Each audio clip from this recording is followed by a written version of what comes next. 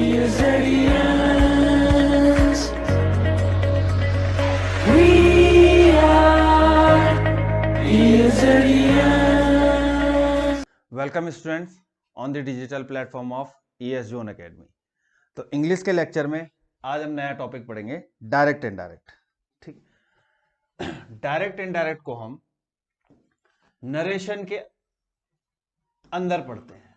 ठीक है, इसे हम नरेशन भी कहते हैं। नरेशन यानी कि बातचीत जो दो या दो से ज्यादा पर्सन्स के बीच में होती है। ठीक, तो इसका एक एग्जांपल लेते हैं कि डायरेक्ट स्पीच और इनडायरेक्ट स्पीच होती क्या है। ठीक है, तो मैं आपको डायग्राम के थ्रू बताता हूं कि मान लीजिए एक पर्सन है कोई राम, ये श्याम से मिला। ठीक, दूसरे पर्सन से मिला श्याम से। ठीक, तो श्याम ने राम को बोला कि मैं आज स्कूल नहीं आऊंगा, मैं आज स्कूल नहीं आऊंगा। ठीक है, ये किसने बोला? श्याम ने बोला राम को। ठीक है, अब राम स्कूल चला गया और स्कूल में राम जो है टीचर से मिला। ठीक, ये टीचर है यहां पे, राम जो है टीचर से मिला। अब टीचर ने क्या करा? राम से पूछा कि श्याम कहाँ है, तो राम ने एज इट इज वैसा ही बोल दिया जैसे कि श्याम ने उसे बताया था। यानी कि श्याम ने कहा मैं आज स्कूल नहीं आऊंगा।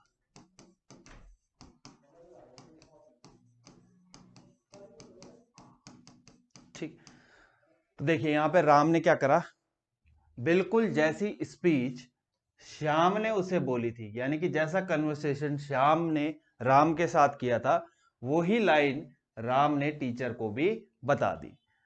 तो इसे हम कह सकते हैं कि डायरेक्ट स्पीच क्या है? If the sentence spoken by the speaker. ठीक है, स्पीकर यानी कि श्याम है यहां पे स्पीकर। ठीक है, if the sentence spoken by the speaker is written without any change the sentence is said to be in the direct speech. कि अगर जो सेंटेंस स्पीकर ने बोला है और उसे किसी बिना चेंज के नरेटर ने या किसी और ने डिस्क्राइब कर दिया तो उस स्पीच को बोला जाएगा डायरेक्ट स्पीच। ठीक, अगर राम श्याम की स्पीच में थोड़ा बहुत कुछ चेंज कर देता, यानी कि जो नरेटर है राम श्याम की स्पीच में कुछ थोड़ा बहुत चेंज कर देता, तो वो कहलाती है आपकी इनडायरेक्ट स्पीच। ठीक, तो डायरेक्ट इनडायरेक्ट को हम किसमें पढ़ेंगे? नरेशन के अंडर में। ठीक है, अब डायरेक्ट स्पीच क्या है कि अगर स्पीकर की बातों को एज इट इज बोल दिया जाए तो फिर वो डायरेक्ट स्पीच में होती है। जैसे कि एक एग्जांपल है, Ram says I work hard. ठीक, तो सबसे पहले क्या है डायरेक्ट स्पीच का पहचानने का कि जो स्पीच होगी वो आपकी इन्वर्टेड कॉमास में होती है। ठीक है, तो कोई भी सेंटेंस अगर इन्वर्टेड कॉमास में है तो डायरेक्ट स्पीच हो गई। ठीक, अब डायरेक्ट स्पीच के तीन पार्ट है। ये जो इन्वर्टेड कॉमास से बाहर है इसे हम बोलते हैं रिपोर्टिंग स्पीच। ये हो गई आपकी रिपोर्टिंग स्पीच।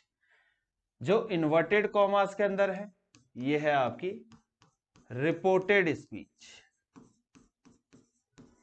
ठीक, और रिपोर्टिंग स्पीच में ये जो पार्ट है ये हो गया आपका रिपोर्टिंग वर्ब।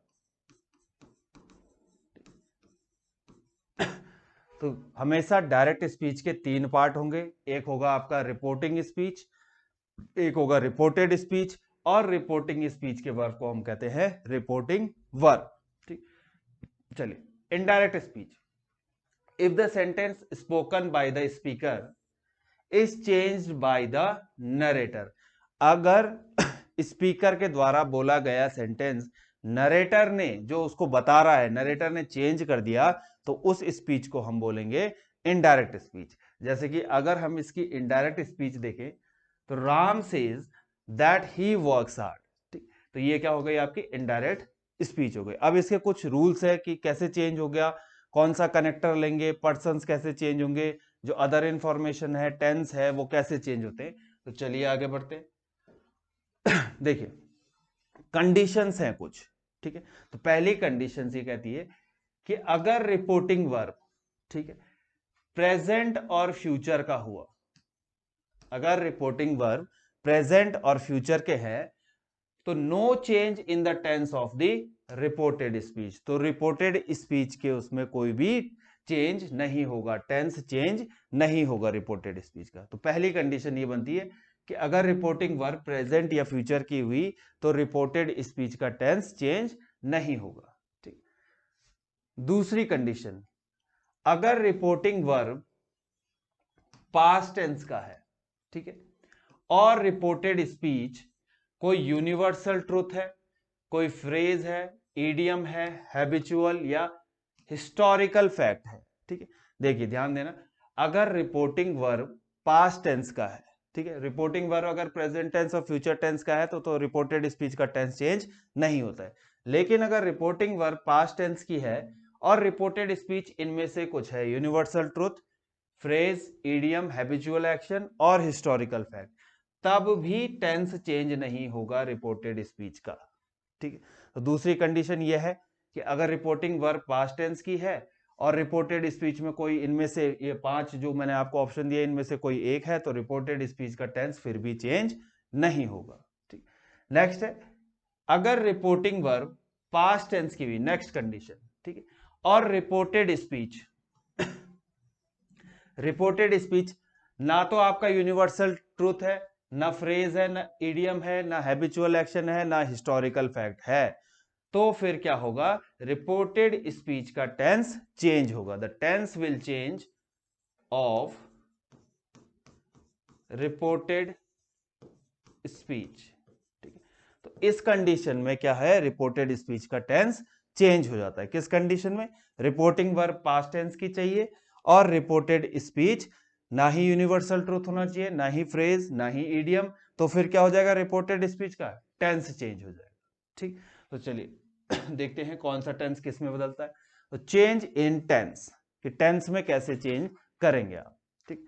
तो देखिए सिंपल प्रेजेंट टेंस की पहचान वर्ब की फर्स्ट फॉर्म होगी या डू और डज लगा होगा, डमी हेल्पिंग वर्ब। तो अगर रिपोर्टेड स्पीच सिंपल प्रेजेंट की है तो वो चेंज होगी सिंपल पास्ट में, यानी कि वर्ब की फर्स्ट फॉर्म चेंज हो जाएगी वर्ब की सेकंड फॉर्म में, और डू डज चेंज हो जाएंगे डिड में, ठीक। रिपोर्टेड स्पीच अगर सिंपल पास्ट की है तो वो चेंज हो जाएगी पास्ट परफेक्ट में, ठीक है। और पास्ट परफेक्ट की पहचान क्या है, हैड प्लस वर्ब की थर्ड फॉर्म, ठीक। ऐसे ही अगर पास्ट परफेक्ट में रिपोर्टेड स्पीच है तो पास्ट परफेक्ट चेंज नहीं होता है, नो चेंज, ठीक। तो अगर रिपोर्टेड स्पीच सिंपल प्रेजेंट की है तो आप चेंज करेंगे उसे सिंपल पास्ट में, और अगर सिंपल पास्ट की है तो चेंज करेंगे पास्ट परफेक्ट में, ठीक। ऐसी प्रेजेंट कॉन्टिन्यूअस की पहचान इज, एम, आर के साथ वर्ब की आईएनजी फॉर्म, ठीक है। रिपोर्टेड स्पीच अगर प्रेजेंट कॉन्टिन्यूअस की है तो वो चेंज होगी पास्ट कॉन्टिन्यूअस में, यानी कि वॉज, वर और वर्ब की आईएनजी फॉर्म में बदल जाएगा, ठीक। और अगर पास्ट कॉन्टिन्यूअस की है तो वो चेंज होगी पास्ट परफेक्ट कॉन्टिन्यूअस में, ठीक है। हैड प्लस बीन और वर्ब की आईएनजी फॉर्म, ठीक है, पास्ट परफेक्ट कॉन्टिन्यूअस में चेंज हो जाएगी, ठीक। और अगर पास्ट परफेक्ट कॉन्टिन्यूअस की है तो फिर नो चेंज, ठीक है। पास्ट परफेक्ट कॉन्टिन्यूअस की अगर रिपोर्टेड स्पीच है तो उसमें कोई चेंज नहीं होगा, ठीक। नेक्स्ट देखते हैं, प्रेजेंट परफेक्ट का है, पास्ट परफेक्ट की है, ठीक है। यहां पर थोड़ा करेक्शन होगा, प्रेजेंट परफेक्ट की अगर स्पीच है, प्रेजेंट परफेक्ट की स्पीच है, यानी कि हैज या हैव यूज हुआ है, हैज या हैव, ठीक। तो प्रेजेंट परफेक्ट चेंज होगा पास्ट परफेक्ट में, और प्रेजेंट परफेक्ट कॉन्टिन्यूअस चेंज होगा पास्ट परफेक्ट कॉन्टिन्यूअस में, ठीक। पास्ट परफेक्ट और पास्ट परफेक्ट कॉन्टिन्यूअस ये दोनों चेंज नहीं होते, नो चेंज। तो रिपोर्टेड स्पीच का जो टेंस चेंज होगा वो अकॉर्डिंग टू दिस चार्ट, ठीक है। तो इस चार्ट को एक बार ध्यान से पढ़ लीजिएगा, ठीक है, कि अगर सिंपल प्रेजेंट की है तो सिंपल पास्ट में, और सिंपल पास्ट की है तो पास्ट परफेक्ट में, ठीक। ऐसी प्रेजेंट कॉन्टिन्यूअस की है तो पास्ट कॉन्टिन्यूअस में, और पास्ट कॉन्टिन्यूअस की है तो पास्ट परफेक्ट कॉन्टिन्यूअस में। तो ये मैंने पूरा चार्ट आपके लिए डायग्राम बना दिया है, ठीक। चलिए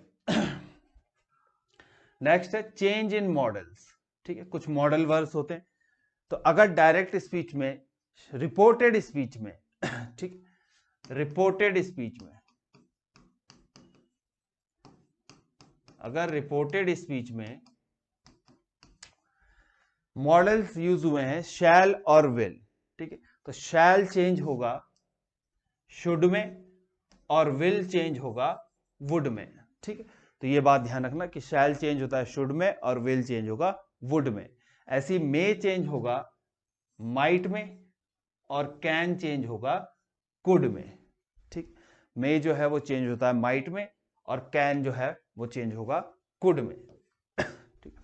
नेक्स्ट है change in time and place. कुछ वर्ड्स हैं जो डायरेक्ट स्पीच में जब आते हैं तो उन्हें इनडायरेक्ट में बदलते हुए कैसे चेंज करते हैं, ठीक। तो वो देखेंगे। तो टुडे अगर डायरेक्ट स्पीच में है तो ये चेंज होता है दैट डे में, ठीक है। तो आधे ऑप्शन आप इन वर्ड्स को याद कर लेना कि कौन सा वर्ड किस में चेंज होता है।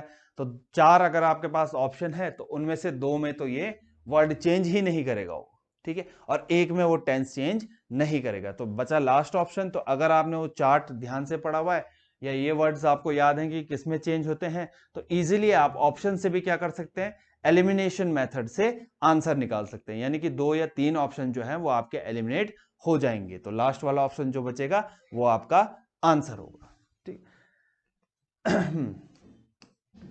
टुमारो चेंज होगा द नेक्स्ट डे में, ठीक। ऐसी यस्टरडे चेंज होता है द प्रीवियस डे में, या फिर the day before,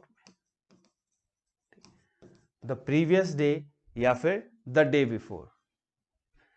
tonight change होगा दैट नाइट में, ठीक। अगर टुनाइट आया है तो वो चेंज हो जाएगा दैट नाइट में, ठीक है। लास्ट चेंज होता है जैसे कि last month, last week, last day, last year, ठीक है। तो लास्ट चेंज होता है द प्रीवियस, लास्ट चेंज होगा द प्रीवियस में, ठीक। हेयर चेंज होगा देयर में, ठीक। हेयर जो है वो देयर में चेंज होगा। नेक्स्ट है दीज, दीज चेंज होता है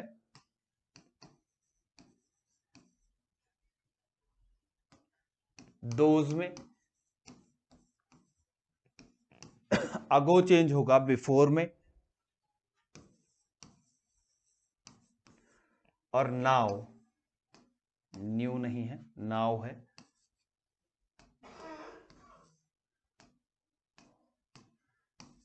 नाउ चेंज होगा देन में, ठीक।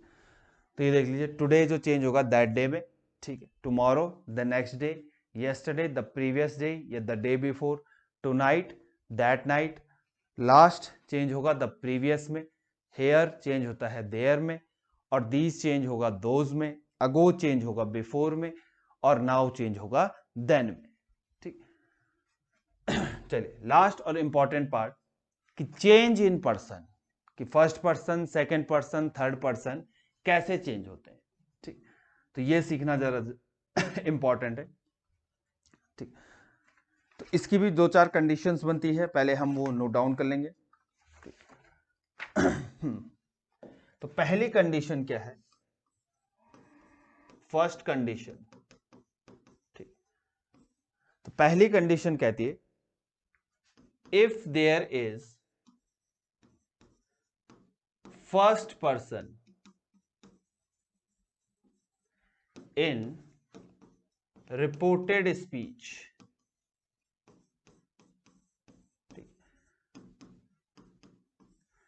अगर रिपोर्टेड स्पीच में फर्स्ट पर्सन है, it will change according to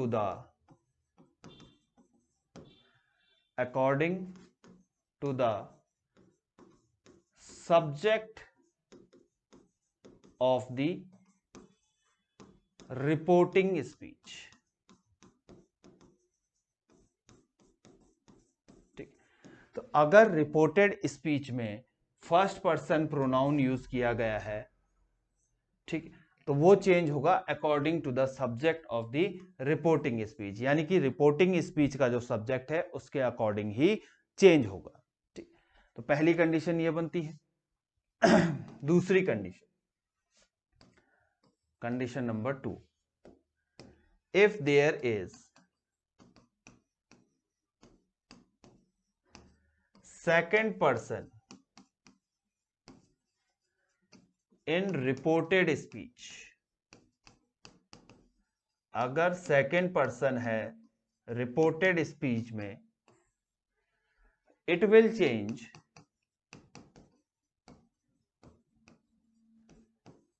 according to the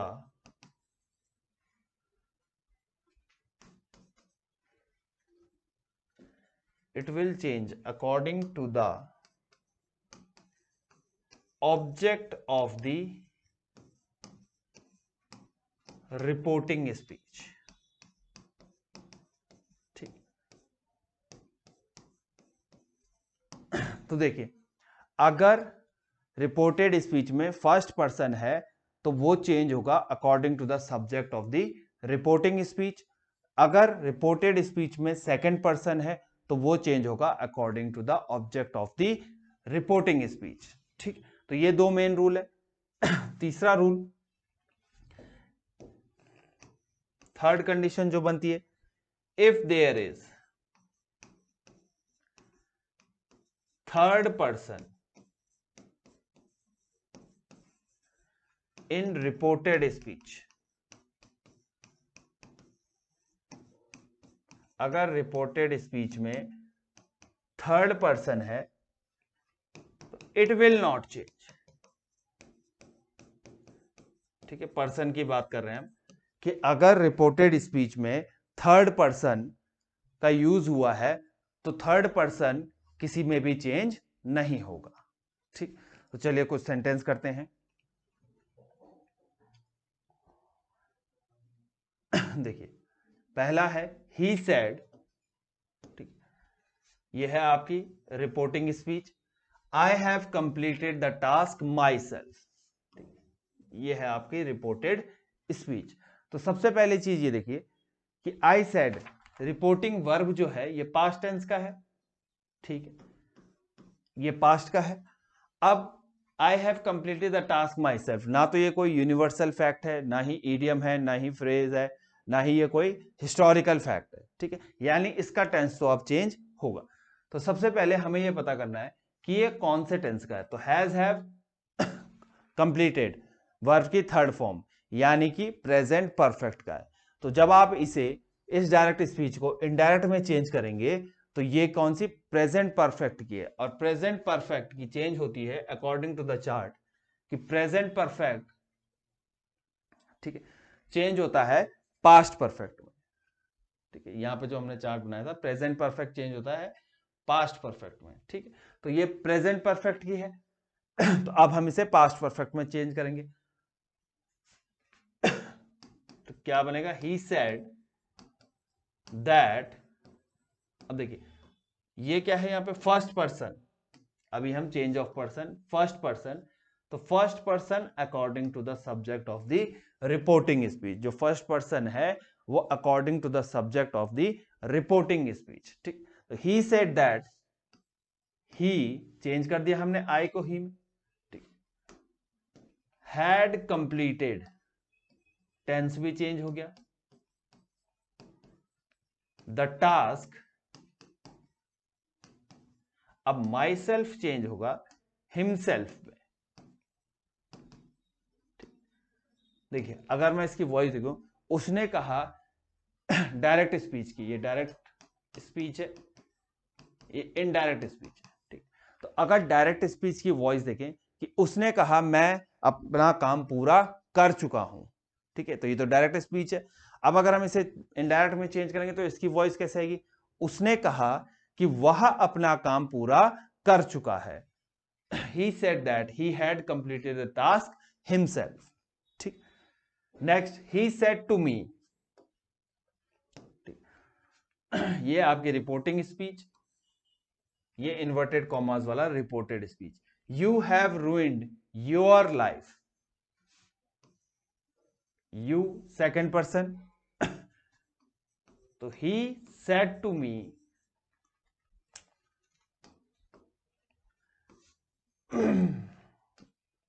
ये बनेगा ही टोल्ड मी दैट।